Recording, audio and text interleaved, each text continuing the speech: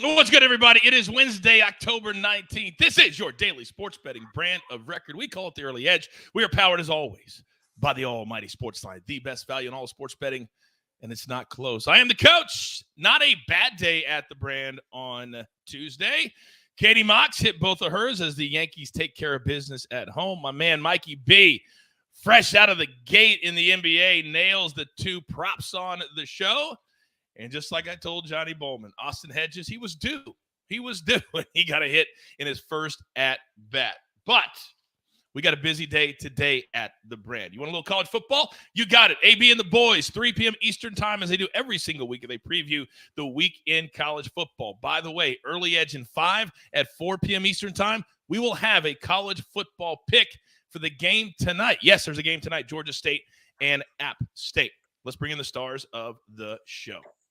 And I got 3 of my very best. First and foremost, live from Nashville, Tennessee, the penthouse level. M Squared. Good morning, sir.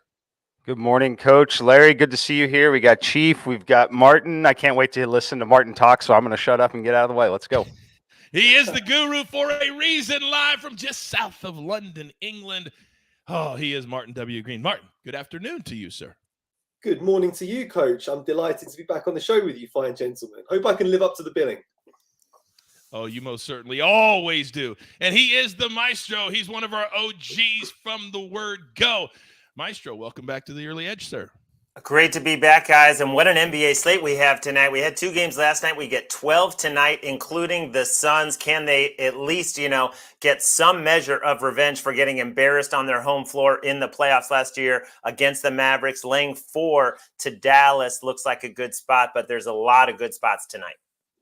This is, I think, the best time of the year for sports betting because all the leagues are playing baseball, hockey, NBA. What am I missing? What am I missing? What did I say? Baseball, basketball, hockey, football, NFL. What am I doing? The NFL. So all 4 are playing. How do we forget that? All right, let's get into it. Storylines that could affect the betting lines and some league action getting back into it. And because of some of these breaks, Guru, we're seeing a lot of games come fast and furious. You're up.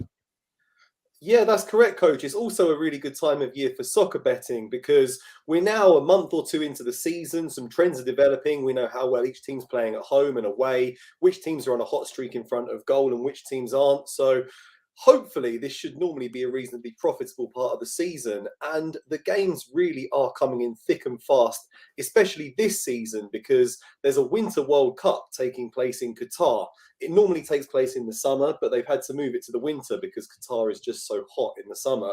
And that's really disrupting the club season. It's going to end for a month from November to December.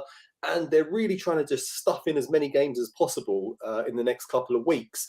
So this is often a good time for the big clubs with the larger squads. They often thrive at this time of year.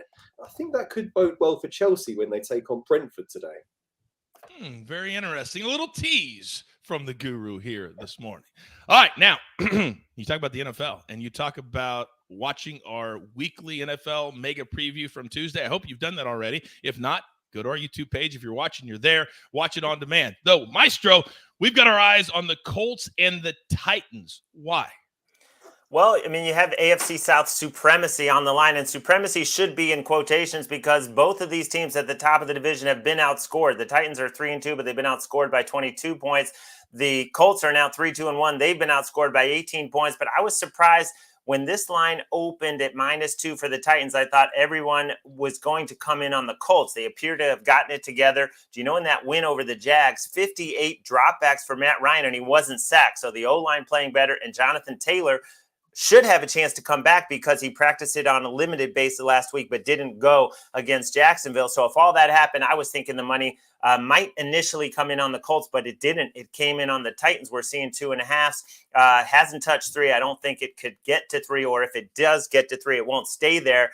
Mike Vrabel post-bye is amazing. He is 4-0 straight up in ATS off the bye, but also when he's had the mini bye off Thursday Night Football, he's also 4-0 on that. The only time he's lost with extra rest, and they come off the bye here, obviously, is that game in the playoffs when Tannehill throws all those picks and they lose at home to the Bengals. That is the only time that Mike Vrabel has lost with extra rest. So that 8-1 record, and basically with this spread, you're just asking them to win the game. they should get Bud Dupree, their best pass rusher that they have left, back from his hip injury. That's another thing tilting in the Titans' favor, but a pretty interesting matchup.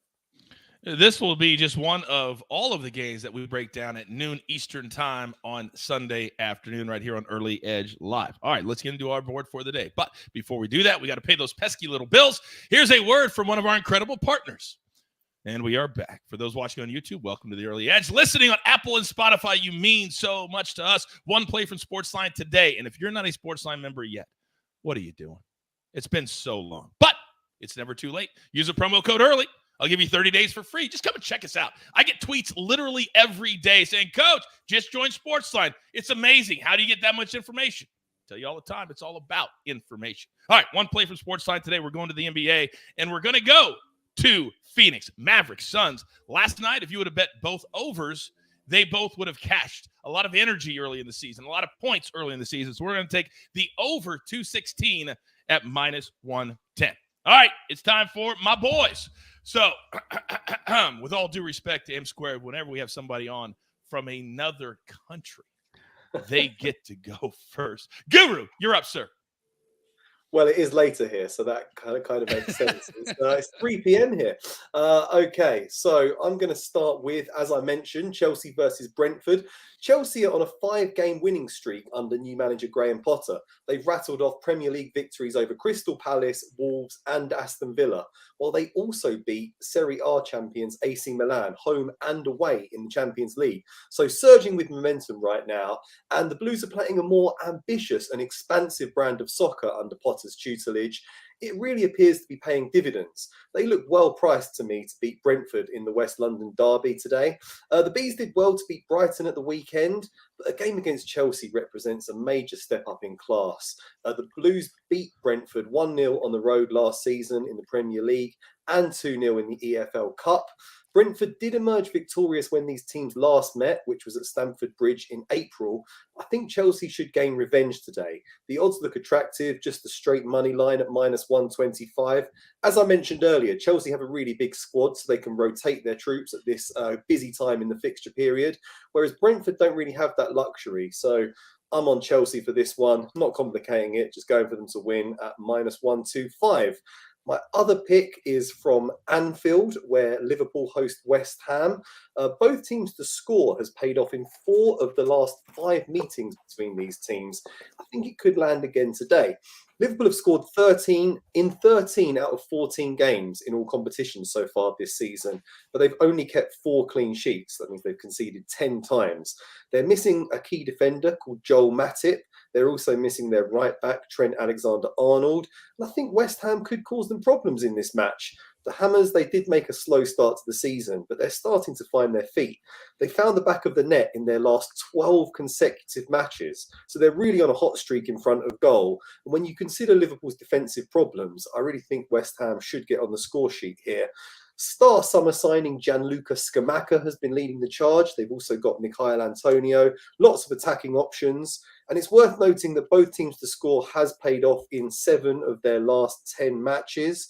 They have a leaky defence. They're often conceding goals. They're not going to shackle Liverpool's superstar strikers for the entire game. So confident that Liverpool are going to score. I think that West Ham can score too. So both teams to score at minus 130. Looks like a sensible play to me, Coach. Educate and entertain. If you really listen to what Martin said right there, you've got a couple of names you can think about for anytime goal scoring down the road. It's all about using the information moving forward. Guru, thank you very much. Now, only 3 games on the docket tonight in the NHL, but my man M Squared has found a team and a number that he absolutely loves. Mikey, what do we got? Yeah, we're headed out west here. Seattle Kraken. We're playing the St. Louis Blues here. Minus 125 currently on FanDuel. Minus 126 where I ended up playing it personally. I like this spot for them. It's a pretty massive edge here. I have them winning just over 60% of the time, giving us an implied line of minus 151. I went to look at the SportsLine model. They've got them over 68%, meaning their implied line is about minus 212. One of the biggest edges you will ever see across the season here.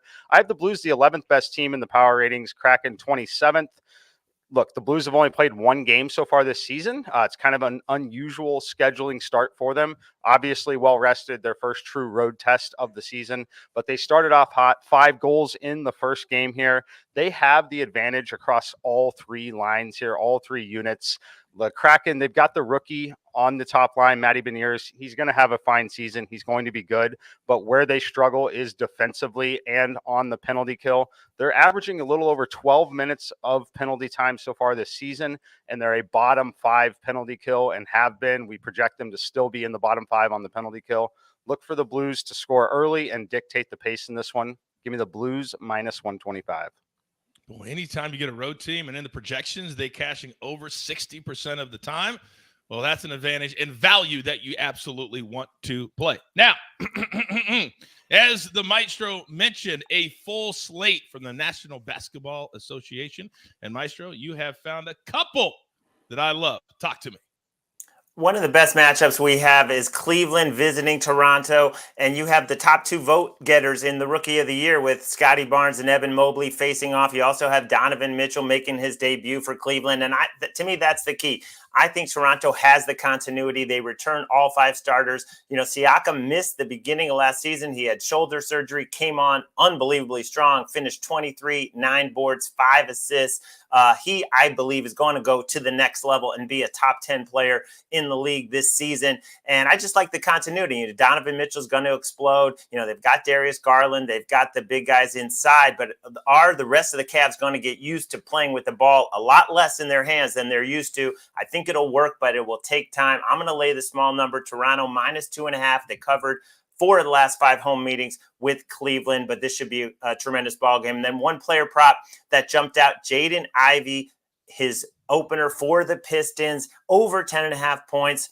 You know, he's going to get 30 minutes playing alongside Cade Cunningham, and this guy can get to the line. He may not shoot it well, but he had a preseason game where he went 9 for 9 from the line. He's great attacking the rim. Let's go Jaden Ivey, over 10.5.